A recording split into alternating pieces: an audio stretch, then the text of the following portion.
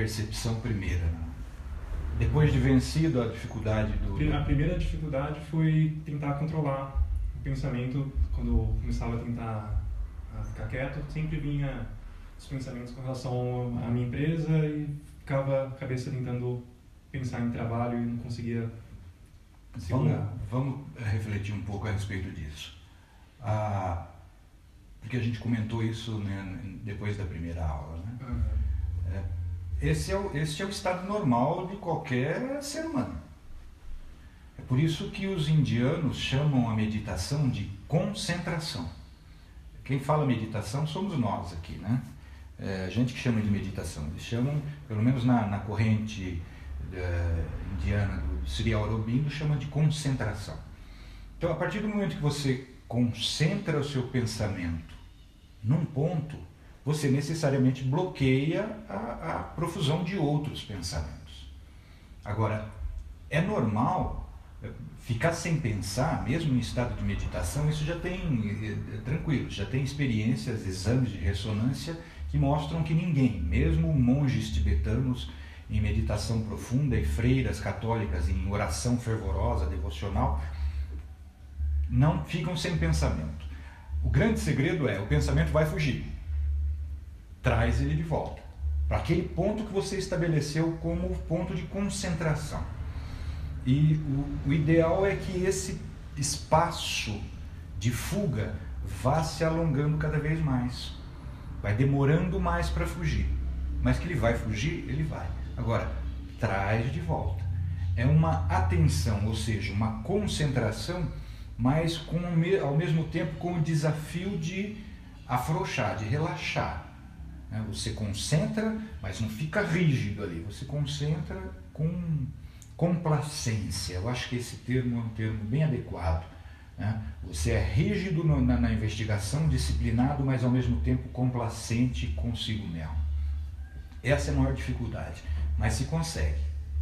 A segunda dificuldade foi... E aí, com o passar do tempo, eu consegui controlar isso, os pensamentos disso, só que começou a aparecer como se fosse luzes quando eu tô com o olho fechado. E hoje eu fico concentrado nessas luzes, eu começo a prestar atenção nela e aí eu esqueço de tudo, esqueço até da respiração, mas eu fico prestando atenção nas luzes, nas cores diferentes. E aí eu não sei daí para onde ir, o que fazer após isso. Os estados cerebrais, eu não utilizo o termo mente pela carga de significado que esse conceito tem atualmente na filosofia e na neurociência. Eu evito usar o termo mente. Então eu uso estados conscienciais, uso estados espirituais e estados neuronais, porque a mente tem um significado, tem um conceito muito específico atualmente, que não se coaduna com a minha maneira a minha filosofia de ver a coisa. Mas esses estados cerebrais são sentidos internos. É a mesma dificuldade, a mesma dedicação, a mesma tarefa que você tem para vencer o sentido externo, você vai ter que ter com esse sentido interno.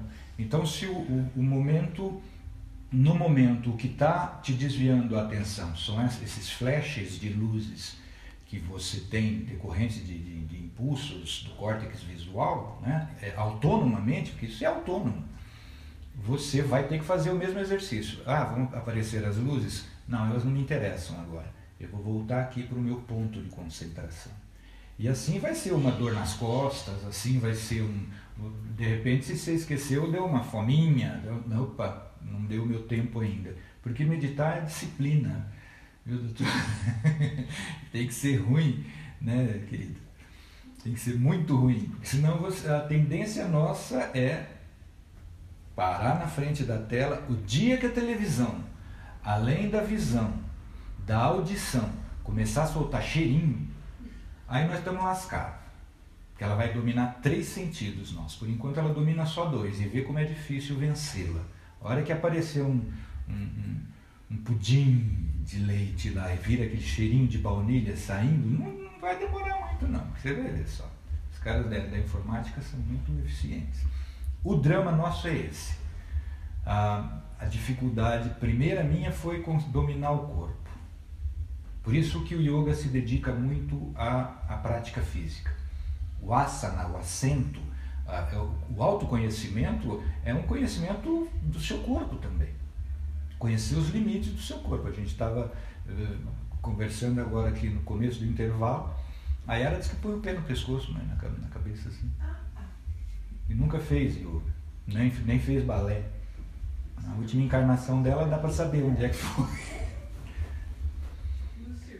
No circo, ela era contorcionista. A minha dificuldade inicial era o físico.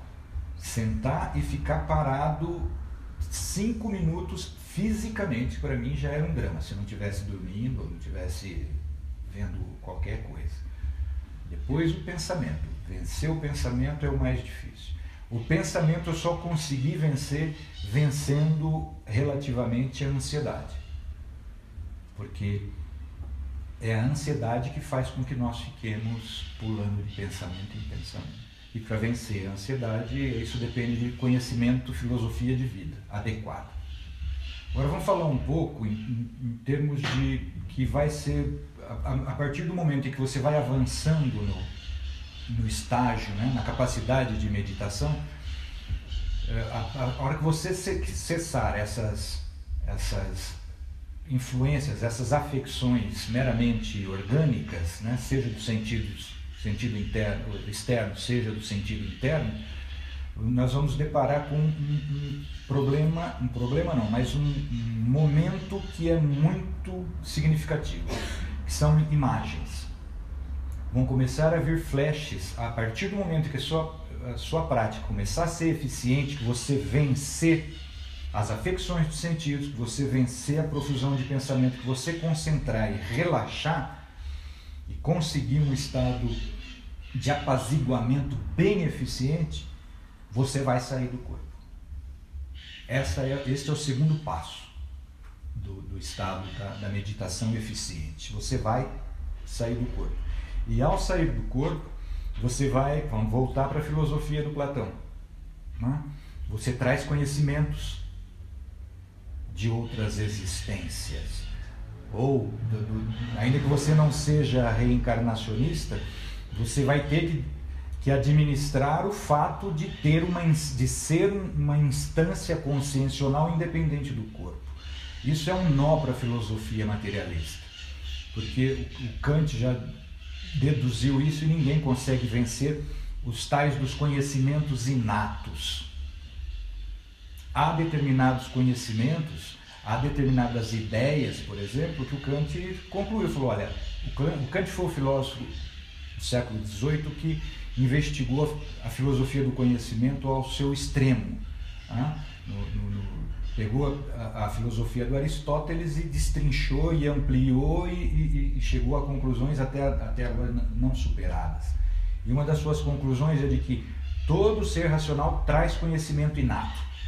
Sem a noção espaço e tempo, que não pode ser atribuído ao ser por conta da experiência no mundo, porque espaço e tempo é a própria condição de toda a experiência. Sem espaço e tempo não dá para falar em conhecimento. E espaço e tempo são noções, são intuições, eles chamam de intuições puras, porque independe do mundo, independe da sua experiência no mundo. A partir do momento em que você sai do corpo, tem uma eficiência maior no seu estado meditativo, você vai começar a deparar com imagens. E imagens que vão exigir de você, para um esclarecimento, né, o que a gente está buscando é autoconhecimento. Se sou eu o autor dessas imagens, eu tenho que saber de onde elas vêm. O Kant nos ajuda, mais uma vez, ele nos ajuda muito nesse sentido. Quando ele deduziu, na sua terceira obra crítica, que a imaginação não opera sem representações já dadas ao entendimento. Então, a imaginação não cria do nada. Ela não tem a capacidade de gerar a partir de experiência nenhuma. Isso é uma coisa que muito pouca gente atentou. Então, se você tem alguma imagem que vai surgir no seu campo de consciência, você tem que identificar a fonte dessa imagem. Ou é sugestão da imaginação, você viu um filme, ainda que você não tenha bem presente na memória que aquilo te impressionou, aquele filme te marcou, aquela imagem daquele livro, aquela poesia, algum fato que gerou essa memória, essa imagem que ficou armazenada na sua memória. Essa imagem vai aparecer e você, essa imagem vai te provocar um sentimento. Esta é a ordem da formação do pensamento. Vai vir uma imagem, vai te provocar um pensamento.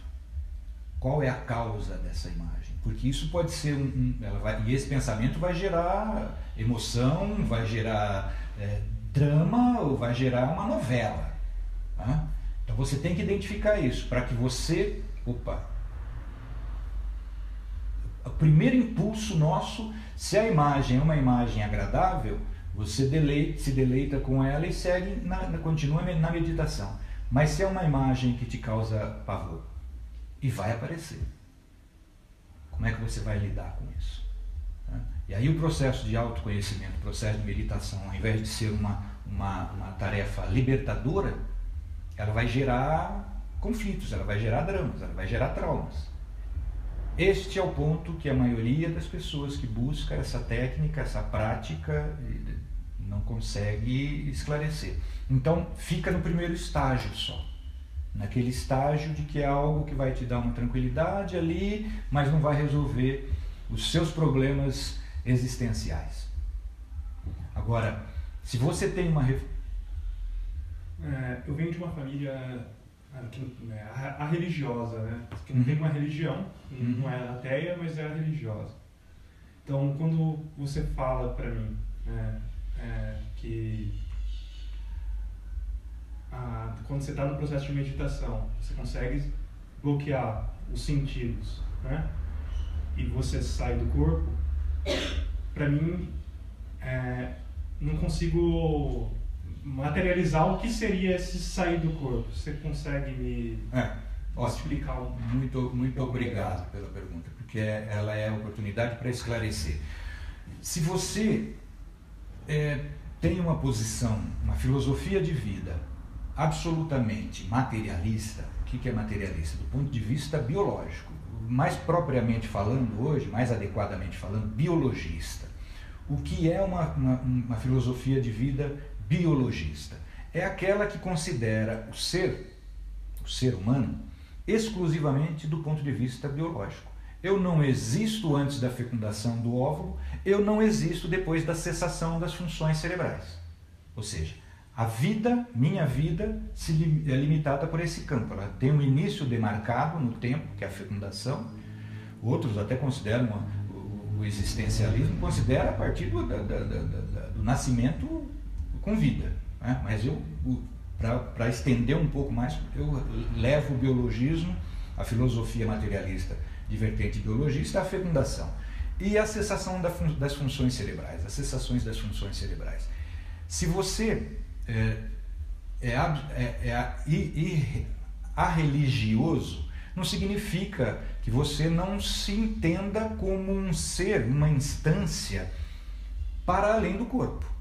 Ainda que você não saiba exatamente o que é isso, ainda que você não tenha uma preocupação moral, ética com relação a isso. Não, antes não me interessa, depois eu vejo. Né? No processo de autoconhecimento, você tem que considerar também essa possibilidade. Por quê? Porque se você tem esta percepção, se você tem este sentimento de que há algo em você que é absolutamente independente do corpo, este algo vai afetar, ou às vezes vai até determinar os seus estados internos de sentimento.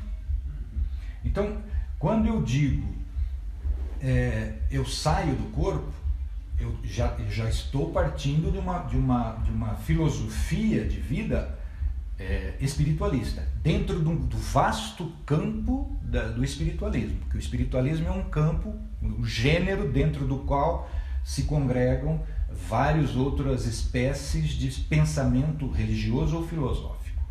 Então, quando eu digo eu saio do meu corpo, eu já consigo, nesta afirmação já se encontra pressuposta uma condição filosófica que eu não sou o meu corpo. Se eu sou reencarnacionista, tem um complicador ainda, porque se eu não sou o meu corpo, essa é a filosofia platônica, eu pré-existo ao meu corpo. Ou seja, antes do meu corpo ser concebido, eu já existia. E é isso que Platão e Sócrates está demonstrando através daquele exercício com o escravo. Ele já existia antes do corpo, ele já trouxe para este corpo conhecimentos anteriores. Agora, os indianos chamam isso de consciência, espírito, alma, os budistas tibetanos chamam isso de mente. Agora, são instância do ser absolutamente independente do corpo. Quando eu digo eu saio do meu corpo, eu me valho deste conhecimento. Eu controlo o meu corpo. Eu tenho condições de controlar o meu corpo. E isso decorre de, primeiro, informação teórica, ou seja, um conhecimento filosófico a respeito. Segundo, uma informação até religiosa, porque tem determinadas religiões que te explicam que instância é essa. Por exemplo, o hinduísmo da tradição Vaishnava, do Bhagavad Gita, ele explica o que é isso. Este ser que pré-existe ao corpo e que sobrevive ao corpo. Bhagavad Gita é muito completo nesse sentido. E a outra religião que eu conheço que é muito completa nesse sentido é o espiritismo francês. Só essas duas. E os Vedas, os Vedantas indianos também explicam, mas ali para compreender aquilo tem que nascer umas 15 encarnações lá na Índia para compreender os Vedantas. Tem uma obra muito boa que eu trouxe de lá que chama Vida Divina, que é a proposta de yoga de autoconhecimento e meditação que eu estou desenvolvendo, que é do filósofo Sri Aurobindo. O tratado de filosofia dele chama Vida Divina. Ele mostra, com base nas Upanishads, nos Vedas e os Vedantas, esta evolução do ser desde a sua criação, a partir de um outro ser da mesma essência, não material, até o retorno a essa instância, a essa condição espiritual plena. Mas isso exige um domínio teórico muito grande. Agora, se você me perguntar como é possível você sair do corpo, ou seja, sair do corpo não significa só sair da perna, dos braços, significa sair do cérebro.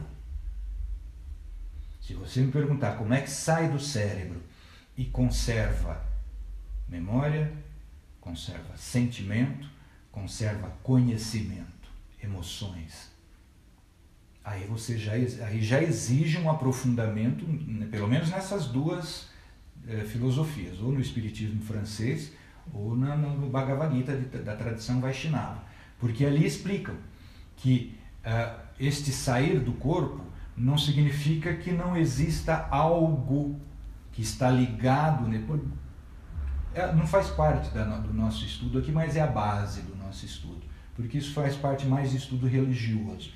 Mas tanto os hinduístas quanto o espiritismo francês consideram que o ser inteligente, a consciência, carrega para além desse corpo um outro corpo, que hoje a gente chamaria de matéria quântica, o corpo sutil que os hinduístas falam e o perispírito que o espiritismo fala.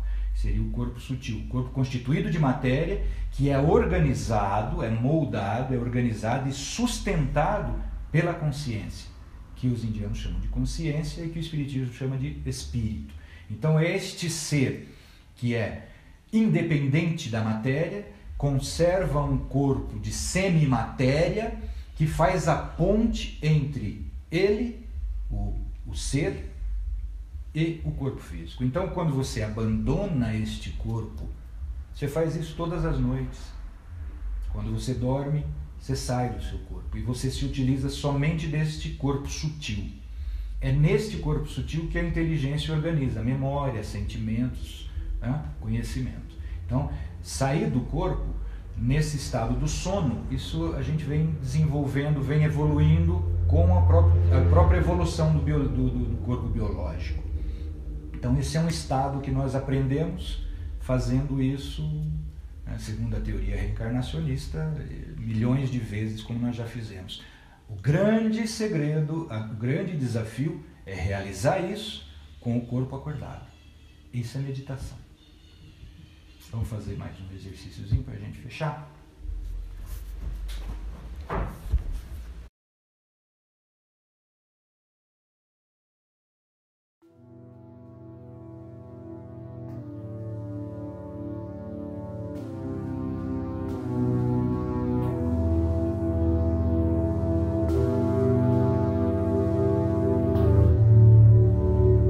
Eu uso muito a frase do Sócrates: filosofar é preparar-se para a morte. Faça um exercício. Se você morresse exatamente agora, que sentimento você carregaria?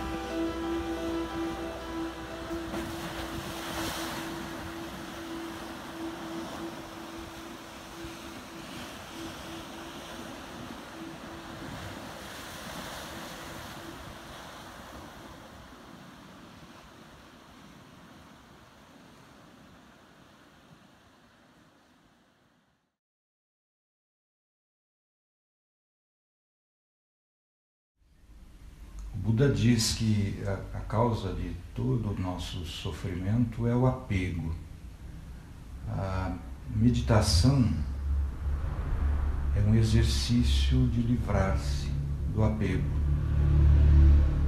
Do apego às sensações, aos sentidos, do apego ao domínio do instinto, desapego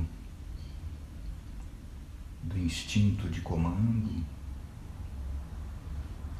Exige libertar-se dos seus próprios temores, vencer o hábito de conquista.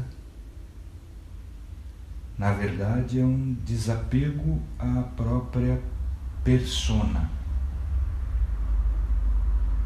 Persona, aquela máscara do teatro grego que os atores vestiam para desempenhar o papel. O autoconhecimento é este acesso ao que nós somos antes de qualquer persona, antes de qualquer condicionamento histórico e social, o que eu sou como essência. E a frase do Sócrates, para mim, ela ajuda muito nesse sentido. Filosofar, buscar o autoconhecimento através da meditação, é um preparar-se para a morte. Filosofar é preparar-se para a morte. E a maioria de nós não está educado para pensar que somos seres finitos. E essa finitude é a própria natureza do ser biologicamente condicionado. Este é o grande desafio. O primeiro temor a vencermos na busca pelo autoconhecimento meditativo é vencermos o medo da morte.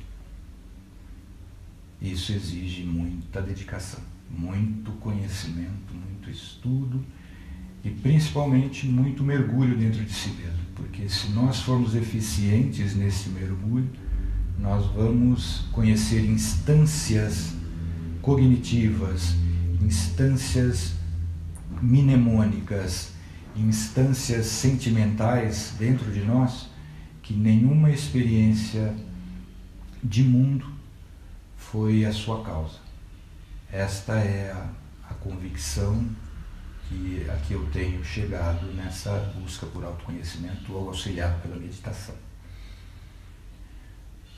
Namastê.